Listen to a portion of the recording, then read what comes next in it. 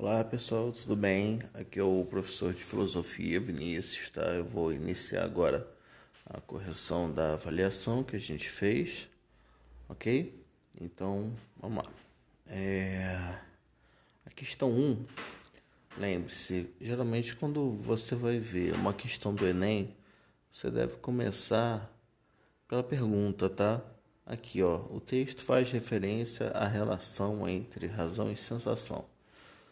É um aspecto essencial na doutrina das ideias de Platão.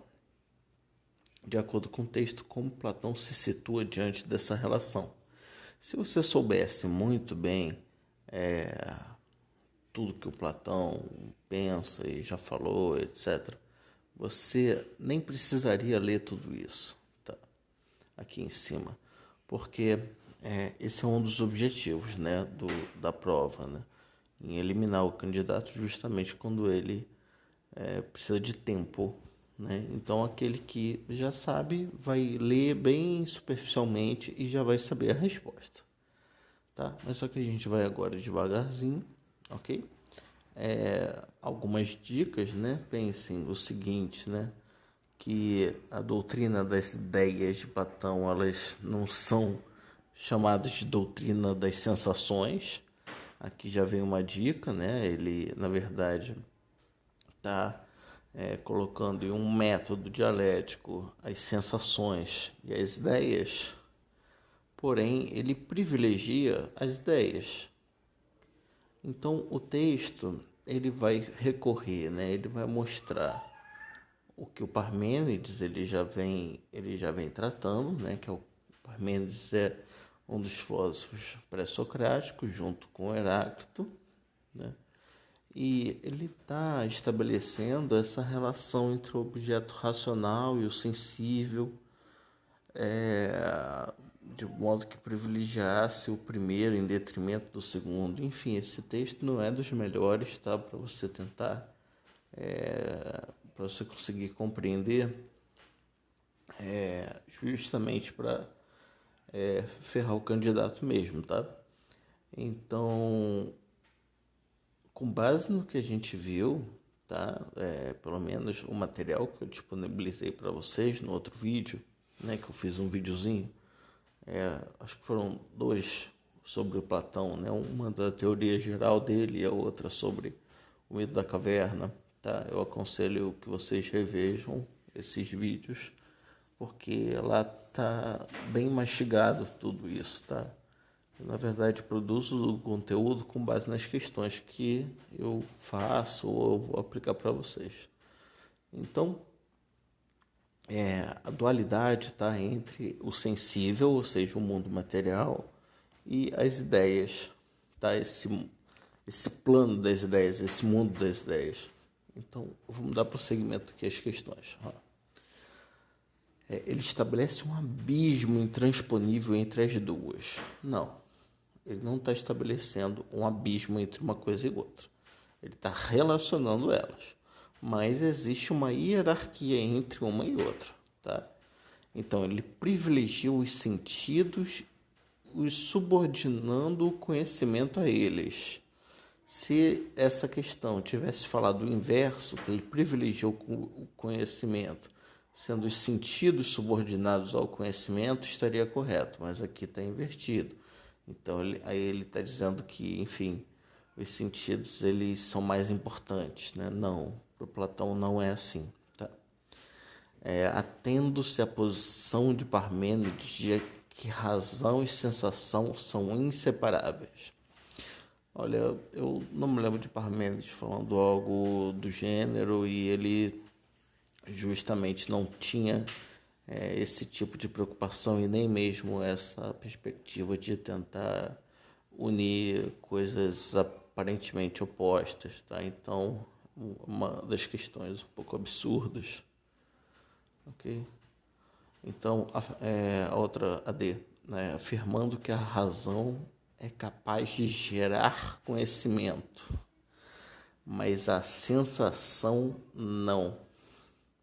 É essa a questão correta. Eu vou explicar agora por quê. Vamos lá. Afirmando que a razão, ou seja, o mundo das ideias, né? A gente pode associar a razão ao mundo das ideias, mundo, plano, enfim, tanto faz os nomes, desde que você entenda isso bem, afirmando que a razão é capaz de gerar conhecimento, né? Por meio do questionamento, da razão, do pensamento que você produz o conhecimento. Mas a sensação não, ou seja, o mundo sensível, ele é imperfeito, né? O mundo da sensação, Platão ele deixa isso claro, né? A forma como você está vivendo, isso que você está vivendo, é um mundo imperfeito. Então você só atinge o conhecimento por meio da dialética, ou seja, buscando sair disso e alcançar a razão e o conhecimento, que aí sim você chegaria em um mundo, em um plano das ideias, ok?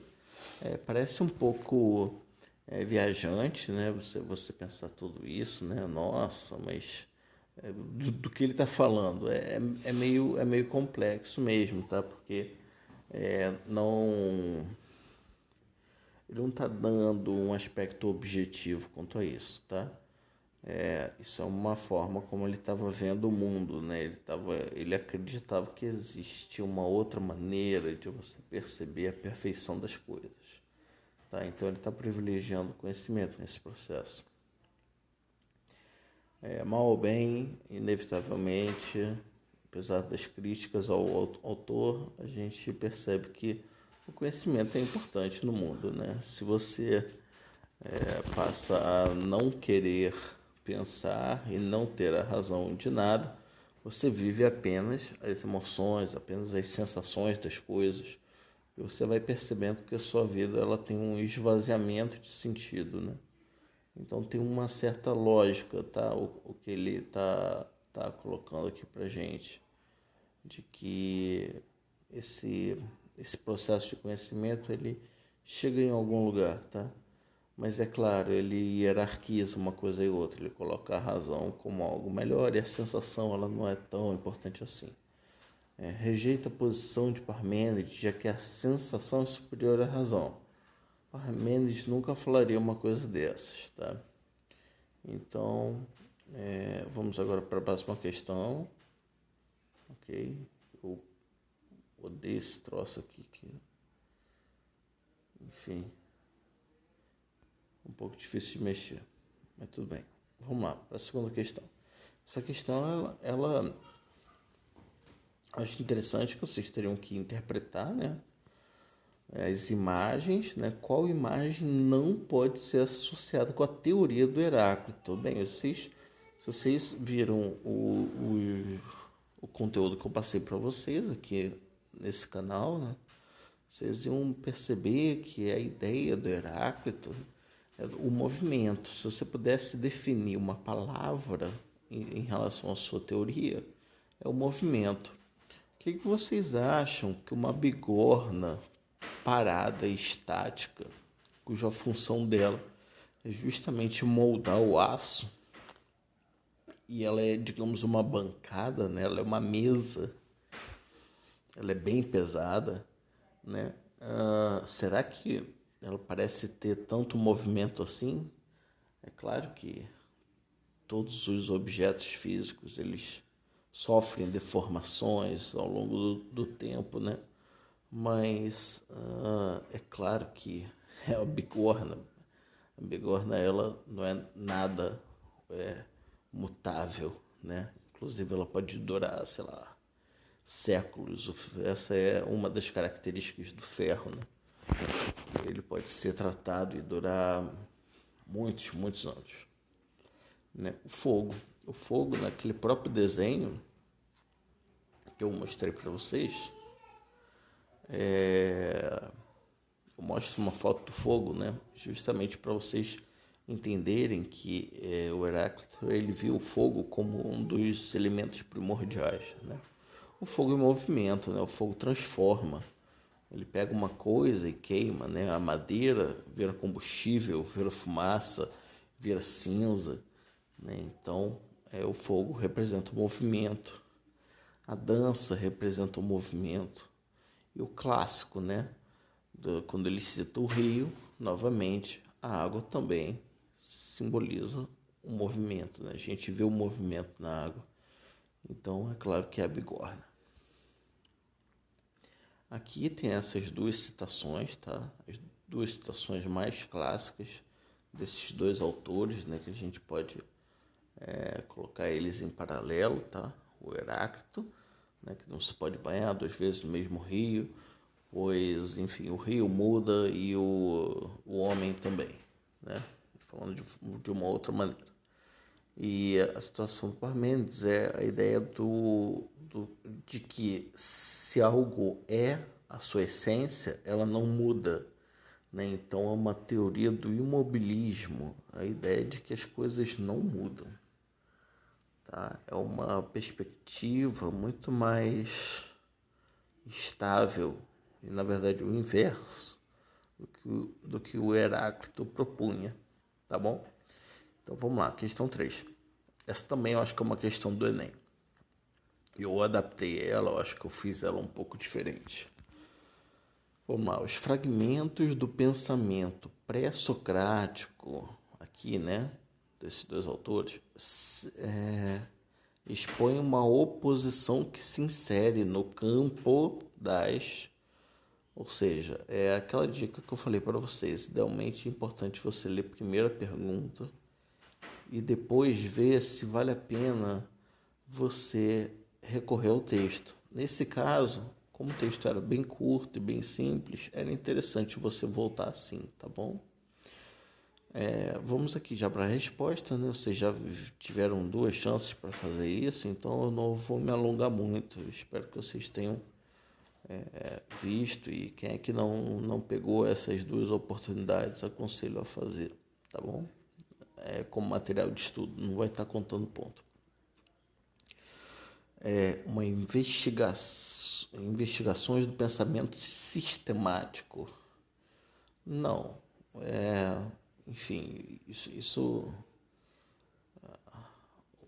até a frase é meio esquisita, tá? Preocupação do período mitológico. Não, claro que não. Aqui não tem nenhum conteúdo que tenha a ver com isso, né? Se você ler o texto, você vai perceber que isso não faz sentido nenhum. Habilidades de retórica sofística. Sofística, é isso. Enfim, também não, porque embora eles estejam inseridos nesse conceito, né, nessa divisão do tempo entre pré-socráticos e Sócrates e pós-Sócrates, né? E isso é uma característica dos pré-socráticos, os treinos da retórica que eles faziam, etc. Isso aí, na verdade, não... o texto não se adequa a isso. Isso aí não era uma das questões mais importantes desses 2 filósofos, tá? O Heráclito e Parmênides. Então, desconsidera, embora esteja certo em relação ao pensamento dos pré-socráticos, especificamente quanto ao Heráclito e quanto a Parmênides, isso não faz sentido nenhum. Ok? Verdades do mundo sensível. Mundo sensível, lembre-se, é um conceito mais direcionado às ideias de Platão. Tá? A verdade do mundo sensível, aquele que mais se aproxima ao aspecto do mundo sensível, a gente pode estar falando do Heráclito, tá? Porque ele está interessado na forma como ele vê o mundo, como as coisas estão acontecendo. Enquanto Parmênides, ele tem uma perspectiva mais abstrata sobre as coisas. Tá? Mas, mesmo assim, como a questão pedia que você levasse em consideração esses 2 aspectos, você estaria levando em consideração apenas o Heráclito. Logo, essa questão está errada, tá bom? Então, vamos, né? Só sobrou essa, que é discussões de organização da natureza e o universo. Tá? Isso aí é um nome, digamos, mais simples para você falar da ontologia, ou seja, a forma como o universo ele se organiza. Então, justamente, o Heráclito estava interessado em observar como o universo, as coisas, elas se organizavam, né? Ele entendia que o princípio era o movimento. E Parmênides estava olhando o universo e interpretando ele como algo estável, né? Como uma essência, certo? Então entendam que o universo ele não é o universo, as constelações, as estrelas, necessariamente, tá? Ele está falando de um modo geral, tá? É tudo, né? Por isso que é discussões de organização da natureza e o universo, tá? Isso aqui é uma forma de você interpretar melhor do que o Parmênides e o Heráclito estão falando. Mas isso aí é basicamente a ontologia, tá? Então, essa era a questão certa. Agora, indique qual imagem não pode ser associada com a teoria de Parmênides. Como vocês viram no vídeo, né, que eu postei sobre o Parmênides, eu botei muita foto sobre o universo. Mas eu botei a foto do universo não para mostrar que ele é imutável, mas para você perceber que existem coisas na natureza que parecem ter esse imobilismo, tá? Enfim, existem alguns autores que é um pouco difícil de defender eles, mas essa ideia do universo é uma ideia de imobilidade, né? O universo sempre existiu, ele dá uma ideia de uma existência contínua e que sempre existiu, né? Então, essa não pode ser, tá? Porque ela tem muito a ver com o aspecto da essência, né? Então, a essência da natureza. Então, essa tem tudo a ver com Parmênides. E como eu pedi não, essa questão não é, certo? Poxa, olha só, saca bem. Aqui tem a terra, tem um acampamento, mas ó, tem o riozinho. Então, é essa questão. Essa questão que é o rio, o movimento e a citação clássica do Heráclito. Aí a referência que eu estou fazendo a ele, né? Aqui é uma análise matemática, geométrica, mecânica, enfim, qualquer coisa do gênero. Isso aí tudo tem muito a ver com a teoria do Parmênides, né? A ideia de que existem leis naturais, das quais você descobre, etc. Ele nem segue tanto essa linha, né? Ele não está preocupado exatamente com isso. Mas essa corrente de pensamento vai impactar o racionalismo, a ideia do empirismo vai ser mais tradicional, né? Voltada para a linhagem do Heráclito. Então, tudo isso, esses princípios filosóficos, eles foram seguindo, né? As tradições de outras filosofias e a forma como a gente vê o mundo, né? Porque a gente está sempre discutindo os aspectos ontológicos, quando você questiona alguma coisa, etc. Então a física, a mecânica, tudo isso tem muito a ver com a essência das coisas, né? Uma fórmula matemática não necessariamente ela vai mudar, né? A teoria da relatividade, a fórmula, a velocidade da luz, é mc ao quadrado, enfim. A mudança, a revisão dessas fórmulas, elas demoram muitos anos, elas são basicamente como se fossem leis naturais, né? Então, essa questão se ela tem tudo a ver com Parmênides. E essa outra foto é uma terra seca, né? Poxa, se a terra for mutável, ela não está fazendo a função certa dela, né? Então, é claro que ela é imutável, né? A ideia de que ela é estável. Então, por isso que eu também botei essa foto de uma terra seca, né? Enfim, eu vou pedir agora para vocês, caso vocês tenham realmente assistido todos esses longos 20 minutos, eu gostaria de que vocês pudessem marcar para eu ter controle de fato de quem é que enfim, você faz algum comentário aqui no vídeo, enfim, alguma coisa do tipo, só para eu ter um controle do registro da presença de vocês, né, de quem é que está de fato assistindo, porque isso aqui é uma aula, tá bom? Então, dá uma curtida, alguma coisa, eu vou visualizar quem enviou ou não, tá bom? É uma forma de controle, estou dando um pontinho de participação também para isso, tá? Afirmando que a razão é capaz de gerar conhecimento. Agora vamos ver, né, o gabarito, vamos ver se todas essas questões que eu coloquei elas estão certas, tá? É isso aí, é claro, foi eu que fiz, mas é isso, tá aqui. Todas as questões que eu comentei, elas estão certas, não teve nenhum engano meu, né? Isso aí pode acontecer, normal, professores se enganarem também. Então, valeu, pessoal. Bom dia, boa tarde, boa noite para todos. Obrigado pela aula. Tchau, tchau.